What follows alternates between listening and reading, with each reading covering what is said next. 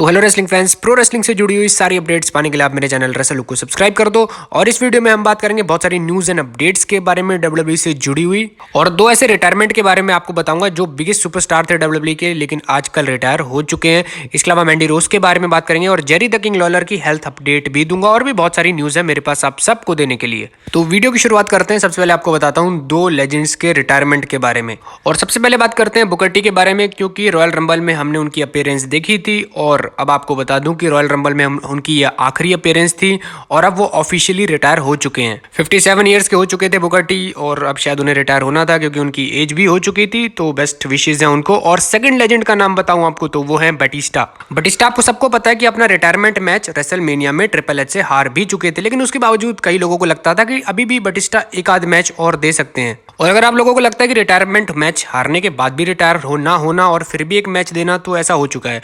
Shawn Michaels ऐसा कर चुके हैं, अपना रिटायरमेंट मैच वो हार चुके थे अंडरटेकर के साथ, उसके बावजूद रिसेंटली 2-3 साल पहले वो एक मैच दे चुके हैं। और फैंस को अभी भी लगता था कि बटिस्टा एक आध मैच दे सकते हैं, लेकिन फिलहाल के लिए ऑफिशियली अनाउंस कर दिया है उन्होंने अपना रिटायरमेंट। और इसके पीछे रीजन भी है, सिंपल रीजन ये है, जैसे रॉक को फिजिकल शेप में आने में काफी ज्यादा टाइम लगेगा because of his movies and schedule. Same case Batista के साथ भी है, वो भी एक बहुत बड़े स्टार है हॉलीवुड के। तो कंग्रेचुलेशंस हैं बटिस्टा को उनके लेजेंडरी करियर के लिए। 6 टाइम वर्ल्ड चैंपियन रहे डब्ल्यूडब्ल्यूई में, और भी बहुत सारी चैंपियनशिप उन्होंने जीती, और हॉलीवुड का एक बहुत ही बेहतरीन करियर। तो कांग्रेचुलेशंस हैं बटिस्टा को।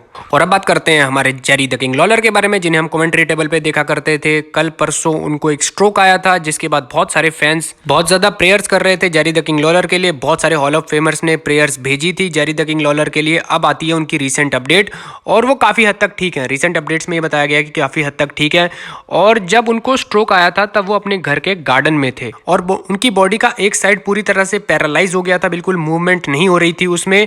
और अब फिलहाल जो अपडेट है उसके अकॉर्डिंग बिल्कुल लिमिटेड ही बोल पा रहे हैं जेरी द किंग लॉलर, लेकिन काफी हद तक ठीक भी हैं। और बिल्कुल लेटेस्ट पिक्चर भी आई है उनकी हॉस्पिटल से, आप देख सकते हो यहाँ पे स्क्रीन पर, और ठीक लग रहे हैं। दोनों हाथों की मूवमेंट मैंने देख ली इन पिक्चर्स में उनके। तो बहुत सारी बेस्ट विशेज हैं जेरी द किंग लॉलर को, जल्दी से रिकवर कर जाएं वो और कमेंट्री टेबल पे वापस आ जाएं।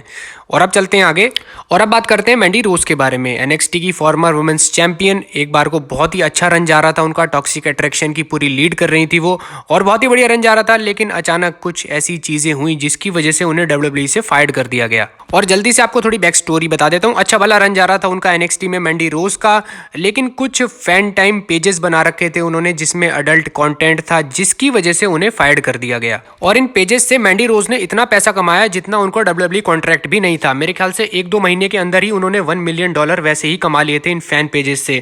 अब इसमें कंटेंट कैसा था ये सब मुझे बताने की जरूरत नहीं, आपको मैंने पहले ही बता दिया है। और उनके फायर होने का जो रीजन था वो ये था कि, मतलब सिंपल वे में आपको बताऊं तो डब्ल्यूडब्ल्यूई नहीं चाहती थी कि मैंडी रोज अपीयर हो किसी भी फैन पेज पे, एटलीस्ट किसी भी फैन पेज पे एक्सक्लूसिव राइट रखना चाहती थी मैंडी रोज का डब्ल्यूडब्ल्यूई, और चाहती थी सिर्फ उन्हीं के टेलीविजन पे मैंडी रोज अपीयर हो। तो ये तो बता दी मैंने आपको बैक स्टोरी। अब बताता हूँ मैंडी रोज की लेटेस्ट स्टेटमेंट। उन्होंने कहा सिंपली कि मुझे टाइटल हरवा दिया गया, अगले दिन मुझे फायर कर दिया गया, और मुझे कोई भी वार्निंग नहीं दी गई थी।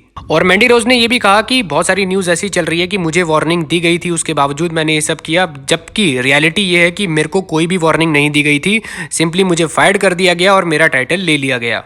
तो ये है स्टेटमेंट हमारी मैंडी रोज की। अब इस सिचुएशन में मेरा, अगर आप मुझसे पर्सनल ओपिनियन पूछो ना इस सिचुएशन में, तो मैं जाऊंगा डब्ल्यूडब्ल्यूई की साइड। बिकॉज कोई भी फीमेल सुपरस्टार हो अगर अडल्ट फिल्म में जाएंगी या फिर अडल्ट कॉन्टेंट क्रिएट करेंगी तो पैसा तो वो कमाएंगी ही कमाएंगी, इसमें तो कोई मतलब दो राय है ही नहीं।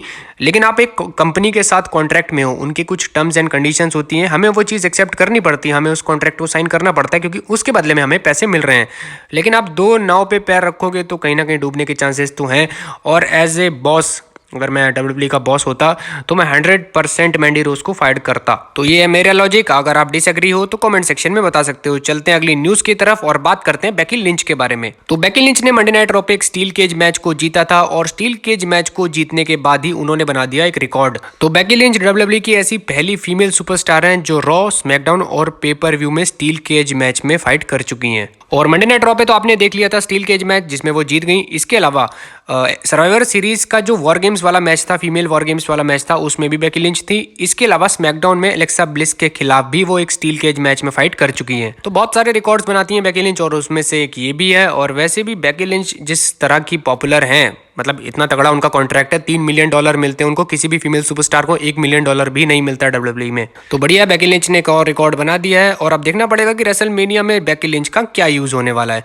बहुत सारे चांसेस ऐसे हैं कि बेली उनकी अपोनेंट होने वाली हैं, लेकिन मुझे ऐसा लगता है कि कोई ना कोई लेजेंड को WWE उनके सामने ला सकती है। शायद वो लीटा भी हो सकती हैं। और लीटा और बेकी लिंच का क्या प्लान है ये मैंने पिछली वीडियो में आपको बताया था। डिस्क्रिप्शन में आपको लिंक मिल जाएगा, जाके उसे देखो, समझ पाओगे तो ये वाली बात भी आप अच्छे से समझ पाओगे। और अब बात करते हैं WWE के top heel and baby face के बारे में। बिल्कुल करंट सिचुएशन में आपको बता रहा हूँ। मंडे नाइट रॉ के बारे में भी आपको बताऊंगा और स्मैकडाउन के बारे में भी आपको बताऊंगा। तो सबसे पहले बात करते हैं मंडे नाइट रॉ के बारे में और उनके बेबी फेसेस के बारे में। कोडी रोड्स है नंबर 1 पे, रॉयल रंबल के विनर। सेकंड नंबर पे ब्रॉक लेसनर और थर्ड नंबर पे हमारे केविन ओवेंस। और रॉ के टॉप हील्स के बारे में अगर आपको बताऊं तो वो है नंबर 1 पे बॉबी लैशली, सेकंड नंबर पे जजमेंट डे की पूरी टीम और थर्ड नंबर पे हमारे ऑस्टिन थ्योरी। और इसके बाद एक और चीज भी आपको बताऊंगा कि कैसे ये स्लैब्स का यूज करके WWE फ्यूड को क्रिएट करती है। और अब बात करते हैं स्मैकडाउन के बारे में। तो स्मैकडाउन के टॉप बेबी फेस है सबसे पहले ब्रे वाइट। जी हाँ, हमारे ब्रे वाइट, उनके जैसी पॉपुलैरिटी फिलहाल तो किसी के पास नहीं है। नंबर 2 पे है Sami Zayn, ultra baby face हो चुके हैं स्टोरी लाइन टेलिंग की वजह से।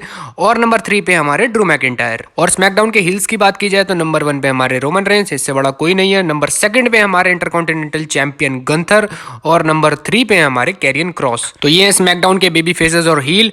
और अब बताता हूँ आपको कि कैसे WWE इन सब चीजों को फ्यूड्स में मैनेज करती है, फ्यूड को कैसे क्रिएट किया जाता है। तो कोडी रोड्स और रोमन रेंस का एग्जांपल आप ले लो, स्मैकडाउन के टॉप हील और रॉ के टॉप बेबी फेस आमने सामने है इस समय। कैरियन क्रॉस और ड्रू मैकिंटायर का एग्जांपल आप ले लो, नंबर 3 पे हैं दोनों बेबी फेस और हील। और अगर आप रॉ से कोडी रोड्स को हटा दो तो टॉप बेबी फेस और टॉप हील कौन है? ब्रॉक लेसनर और बॉबी लैशली।